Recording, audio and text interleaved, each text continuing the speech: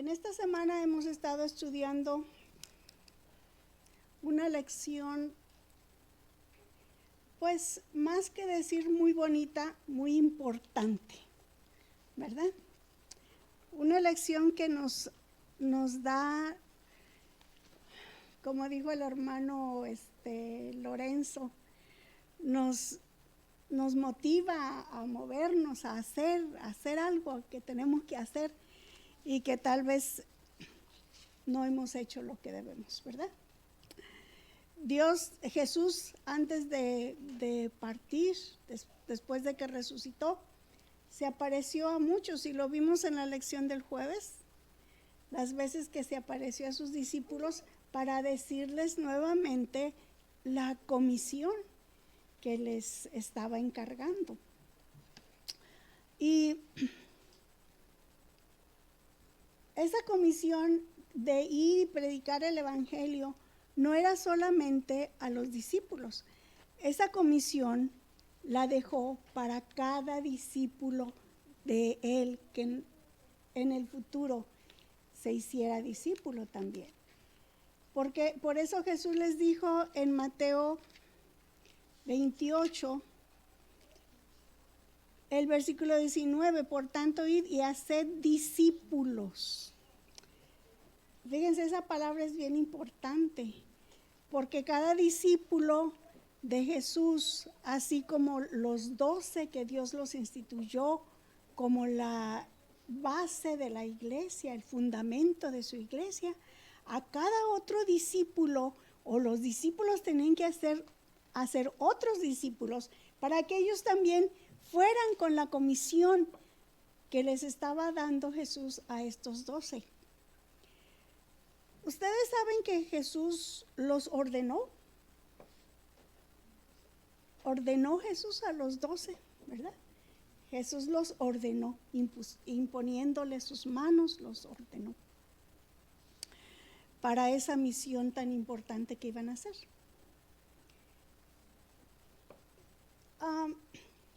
Jesús envió a los 12 primeramente a las ovejas perdidas, ¿verdad?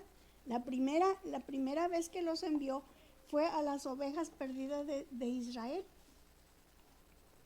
Todavía estaba Jesús aquí, estaban todavía ellos de discípulos de Jesús, muy al principio de su ordenación. Ellos estaban por salir como testigos y Jesús los envió de 2 en 2. Les quiero leer la situación o la condición de esos discípulos, como nos lo presenta en los Hechos de los Apóstoles. La señora de White, en la página 17 dice: en estos primeros discípulos había notable diversidad. Habían de ser maestros del mundo y representaban muy variados tipos de carácter. A fin de realizar con éxito la obra a la cual habían sido llamados, estos hombres de diferentes características naturales y hábitos de vida necesitaban unirse en sentimiento, pensamiento y acción. ¿Necesitaban qué? Unirse en 3 cosas, nos dice aquí. Unirse en sentimiento, pensamiento y acción. En esas 3 cosas necesitaban ellos unirse. Cristo se propuso conseguir esta unidad. Con ese fin trató de unirlos con Él mismo. Porque mientras más unidos estuvieran hacia Jesús, pues más unidos unos con otros, ¿verdad? Como la rueda de una bicicleta y los rayos que estabilizan la rueda, mientras más cerca están los rayos del centro, están más juntitos unos de otros, ¿verdad? Mientras más lejos están unidos con la rueda, el rin alrededor, están más separados, pero se van acercando al centro y están más juntos. Así pasa con los discípulos de Jesús. Jesús trató de atraerlos a Él mismo para que así estuvieran más unidos unos a otros. Y Jesús quiere que hagamos eso nosotros también.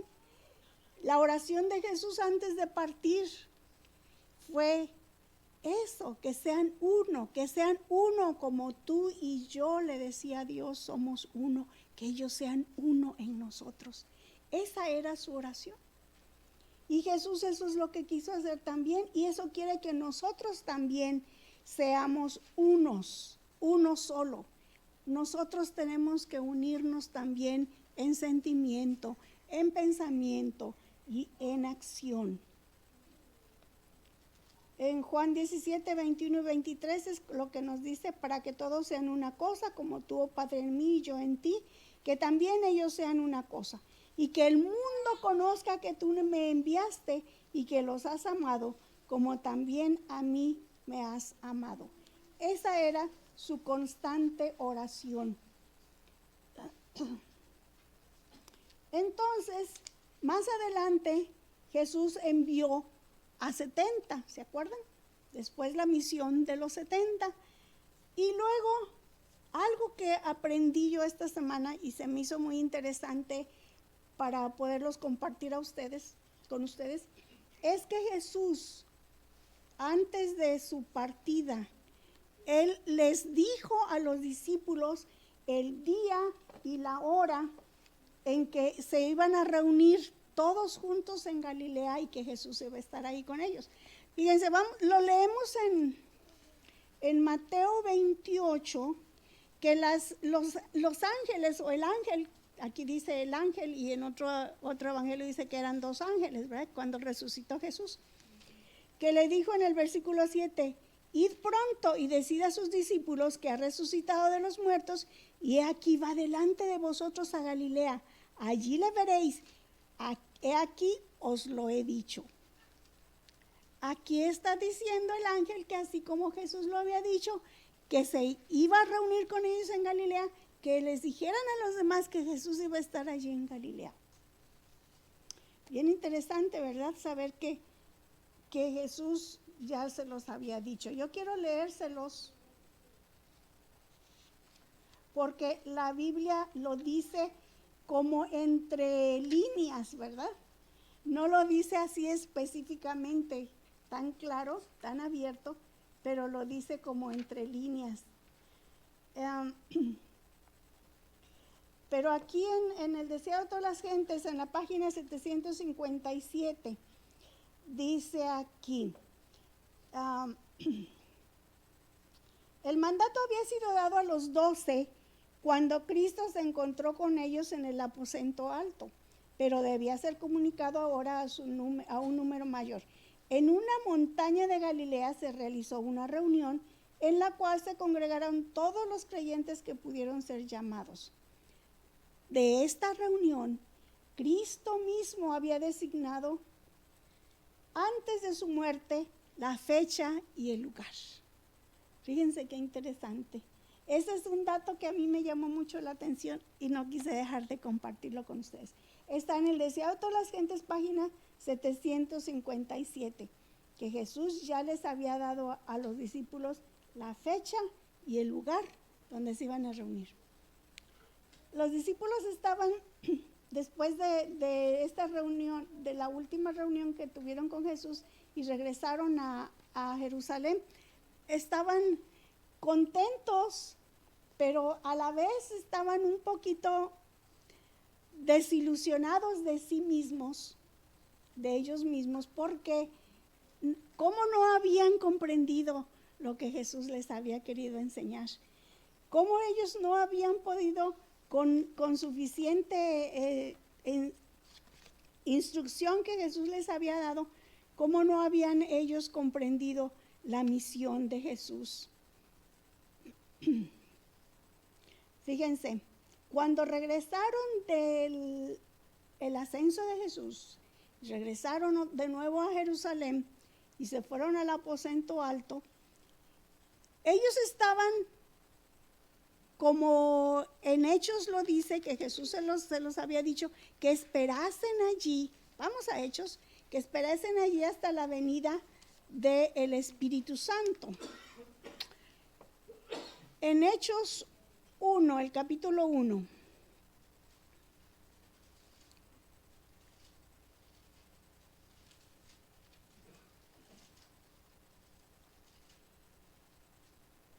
tenemos, el versículo 4, vamos a leerlo. Estando ellos allí juntos, les mandó que no se fueran de Jerusalén, sino que esperasen la promesa del Padre, la cual les dijo: oísteis de mí. Porque Juan ciertamente bautizó con agua, mas vosotros seréis bautizados con el Espíritu Santo dentro de no muchos días. Y entonces el versículo 12 nos dice: entonces volvieron a Jerusalén desde el monte que se llama del Olivar, el cual está cerca de Jerusalén, camino de un día de reposo, y entrados subieron al aposento alto donde moraban Pedro y Jacobo, Juan, Andrés, Felipe, Tomás, Bartolomé, Mateo, Jacobo, hijo de Alfeo, Simón el celote y Judas, hermano de Jacobo. Ahí se mencionan ¿cuántos? ¿No los contaron?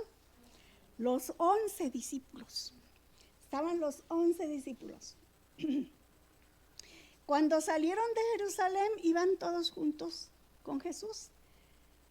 Y la gente los veía asombrados, ¿verdad? Y cuando regresaron, que ya regresaron nuevamente a Jerusalén, vieron que no iban con su maestro.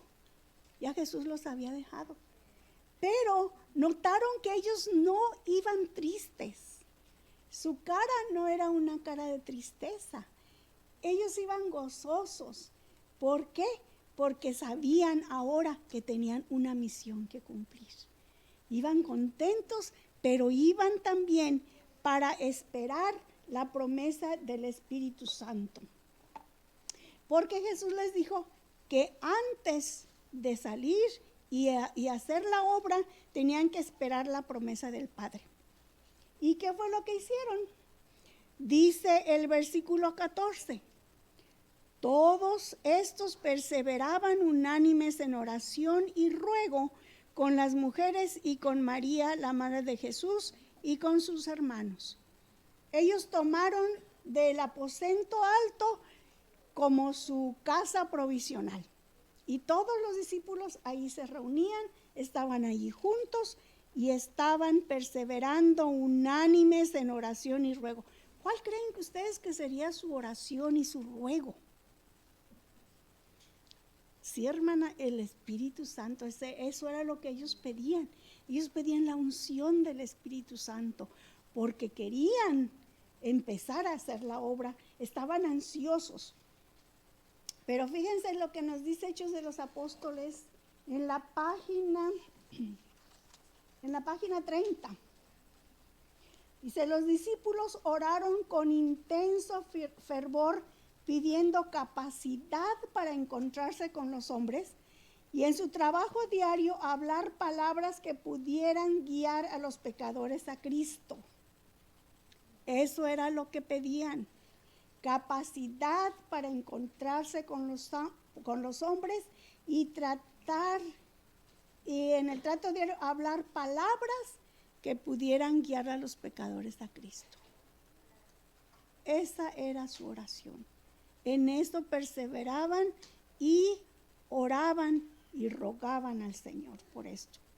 Pero dice más: poniendo aparte toda diferencia, todo deseo de supremacía, se unieron en estrecho compañerismo cristiano. Fíjense qué importante. Pusieron a un lado sus diferencias. Ahora ya nadie decía quién será el mayor en el reino.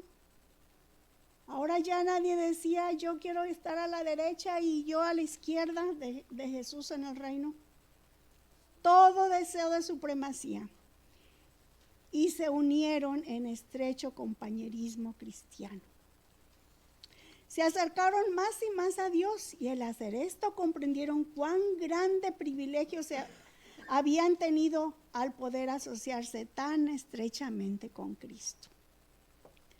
La tristeza es lo que les estaba comentando. La tristeza llenó sus corazones al pensar en cuántas veces le habían apenado por su tardo entendimiento.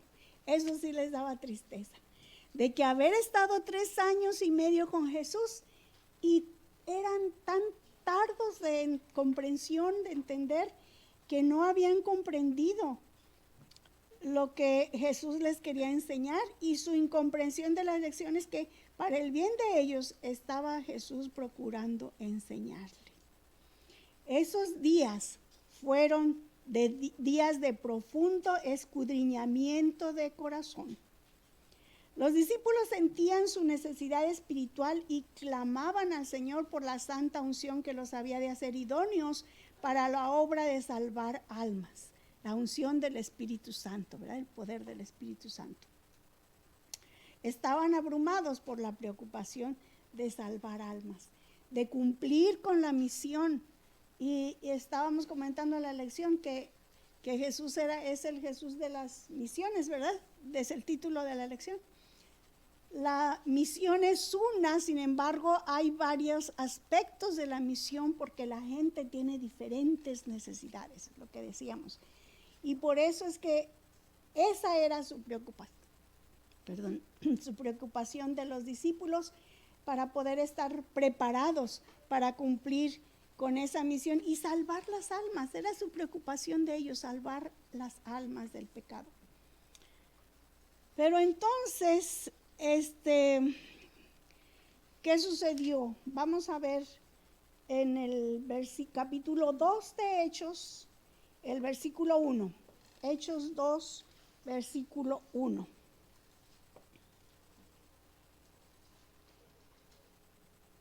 Dice así: cuando llegó el día de Pentecostés, estaban todos unánimes juntos. ¿Cómo estaban todos? Unánimes juntos. Unánimes quiere decir unidos en un solo pensamiento, en un solo propósito, en una sola acción. Estaban todos unánimes.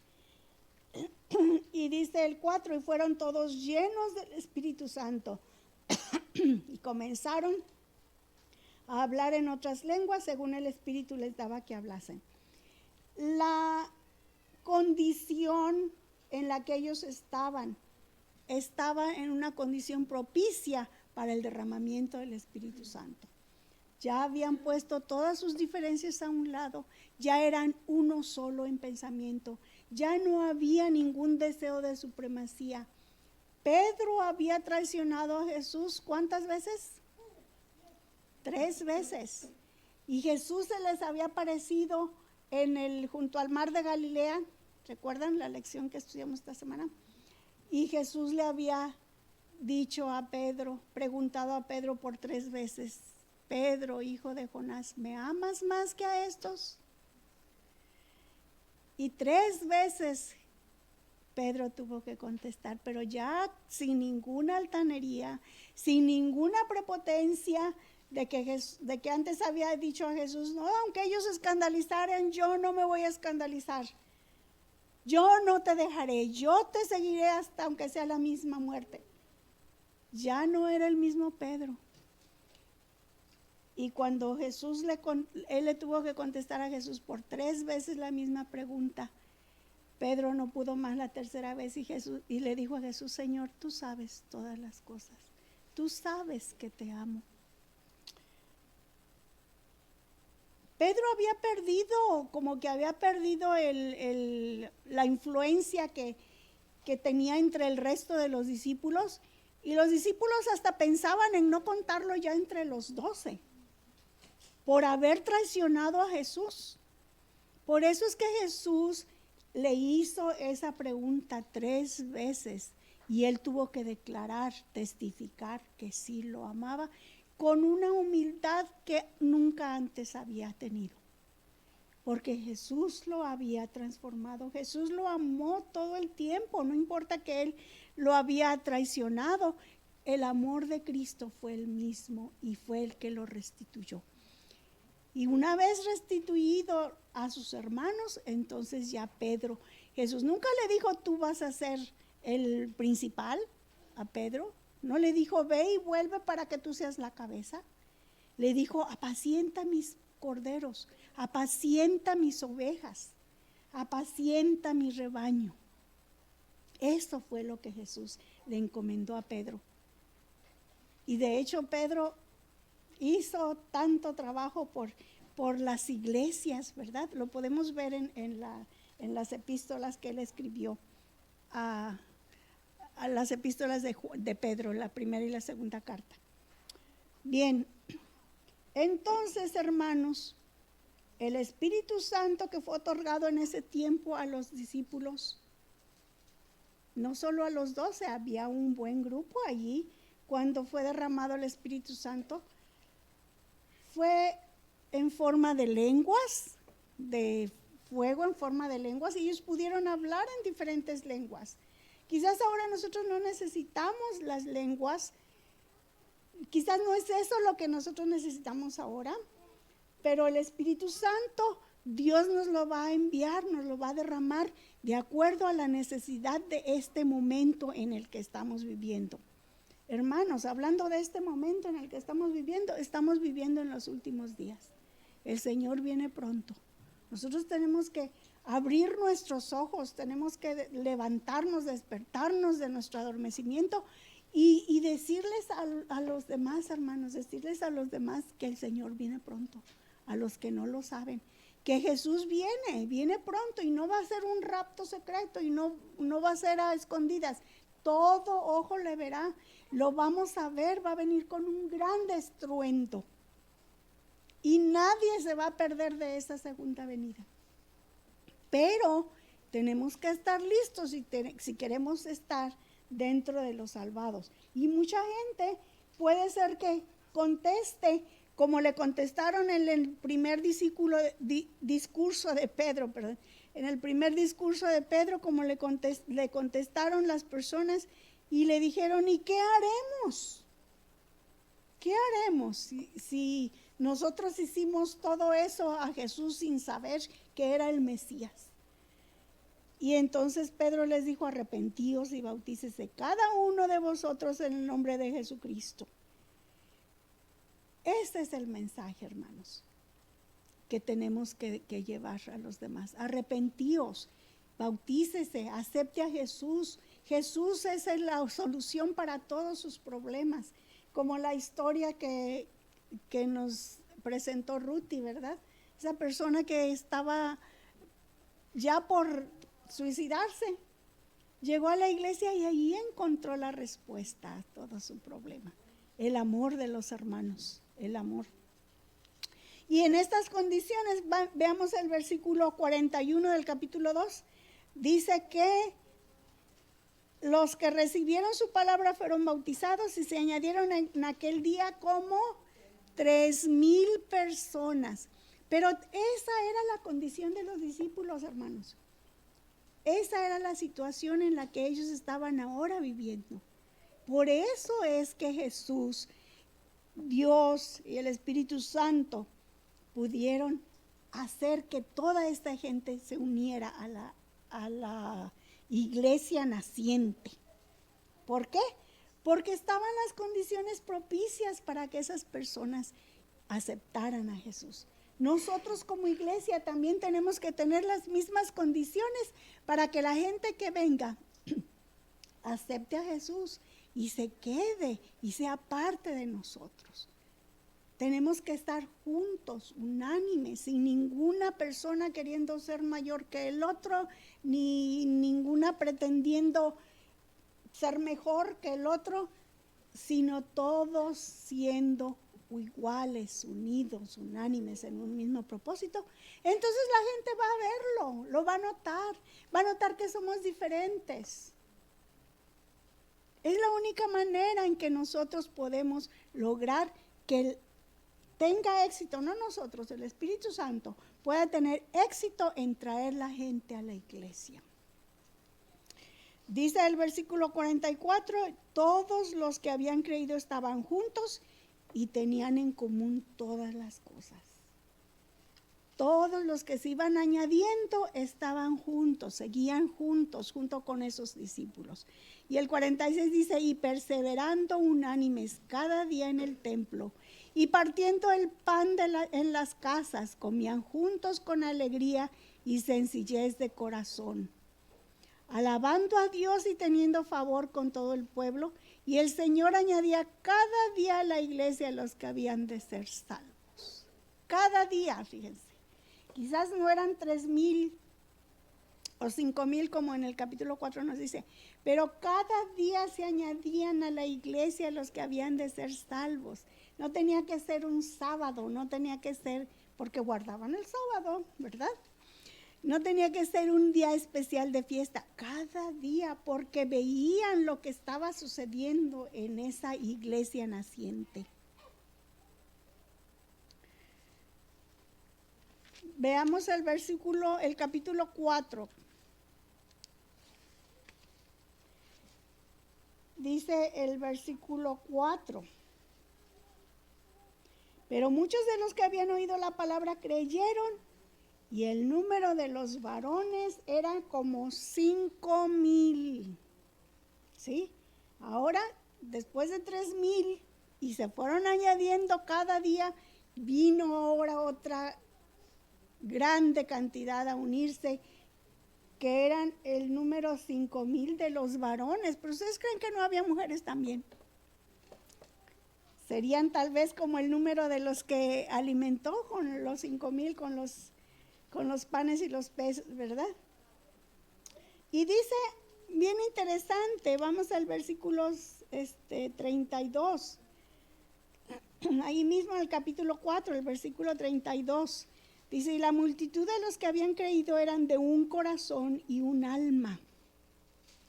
Y ninguno decía ser suyo propio nada de lo que poseía, sino que tenían todas las cosas en común. Y el 34 dice, así que no había entre ellos ningún necesitado, porque todos los que poseían heredades o casas las vendían y traían el precio de lo vendido. Qué lindo, ¿verdad? Qué lindo sería que se repitiera esa historia entre nosotros. Se ríen las hermanas algunas. ¿Por qué?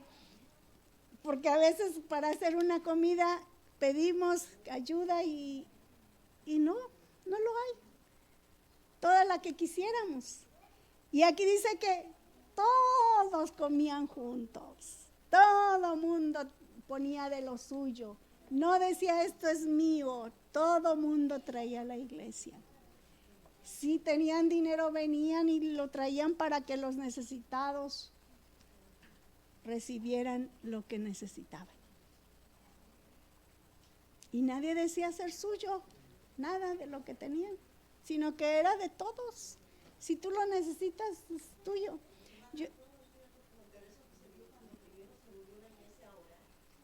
Sí, eso fue después. Después del Pentecostal, después del Pentecostés, sí, es cierto. Eso sucedió después. Correcto.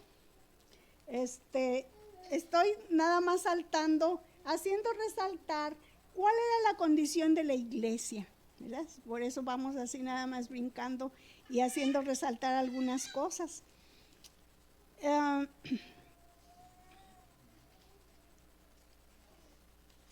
En el capítulo 6, donde tenemos la elección de los 7 diáconos, ya eran bastante gente, eran bastantes hermanos que estaban ahí juntos, de tal manera que se empezaron a quejar algunas personas de que sus viudas no eran bien atendidas, no eran igual atendidas que las viudas de los otros, y por eso es que pensaron en escoger a 7 diáconos para que ellos sirvieran a las mesas y los discípulos se siguieran dedicando a la predicación del evangelio.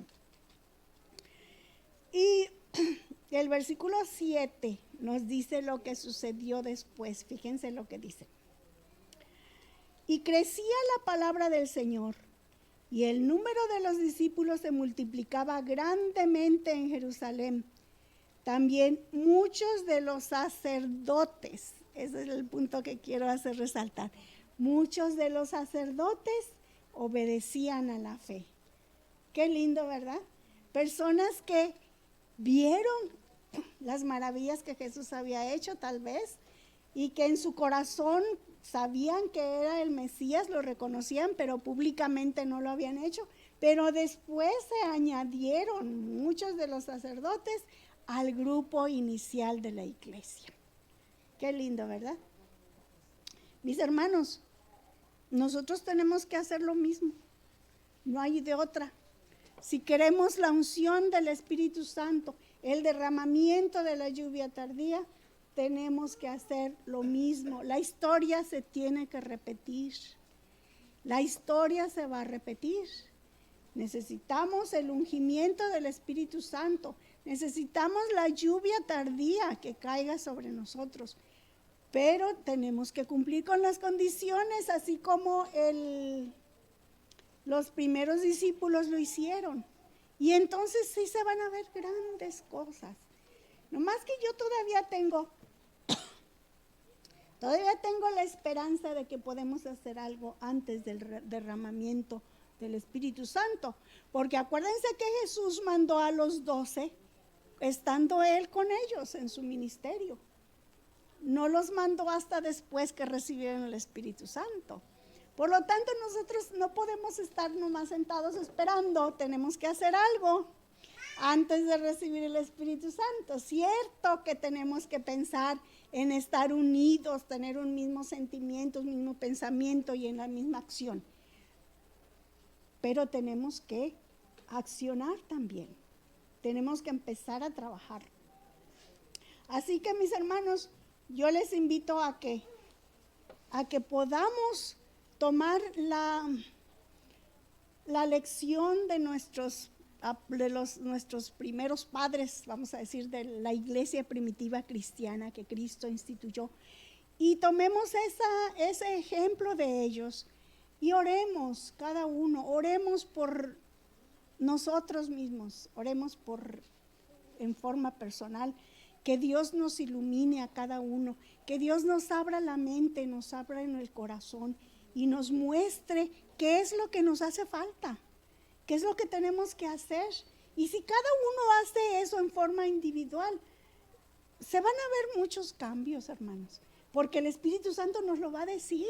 El Espíritu Santo está listo nada más para que nosotros podamos recibirlo. Y de Él nos quiere enseñar, Él nos quiere instruir, pero no más que espera que nosotros estemos deseosos de hacerlo. Fíjense, hay otro párrafo que quiero compartir con ustedes.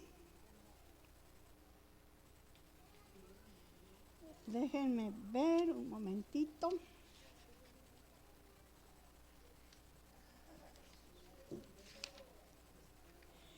Fíjense, aquí está. El amor divino ha sido conmovido hasta sus profundidades insondables por causa de los hombres. El amor divino ha sido, ¿qué?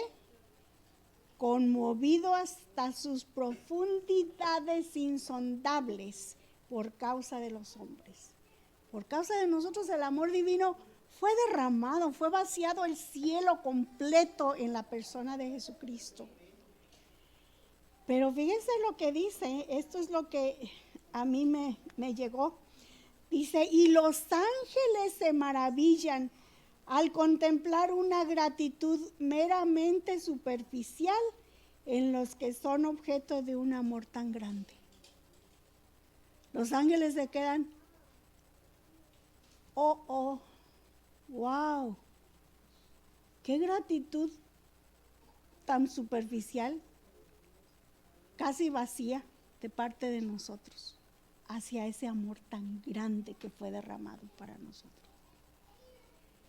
Y sigue diciendo, los ángeles se maravillan al ver el aprecio superficial que tienen los hombres por el amor de Dios. El aprecio superficial. El cielo se indigna al ver la negligencia manifestada en cuanto a las almas de los hombres. ¿Y por qué me llegó duro esto? Porque me vi reflejada en esto. Y no solamente yo, a mi iglesia también la vi reflejada. Somos indiferentes, hermanos. A veces nos hablan y nos dicen y venimos, adoramos y sí, guardamos el sábado, terminamos y nos vamos. Tristemente.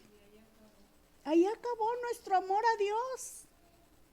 Y lo digo por mí también, no es un regaño a ustedes, no, mis hermanos, por favor, no me lo tomen así. Es una mortificación, es una preocupación a la que yo he llegado y por eso es que lo estoy compartiendo con ustedes. Es el deseo de todas las gentes, página 765.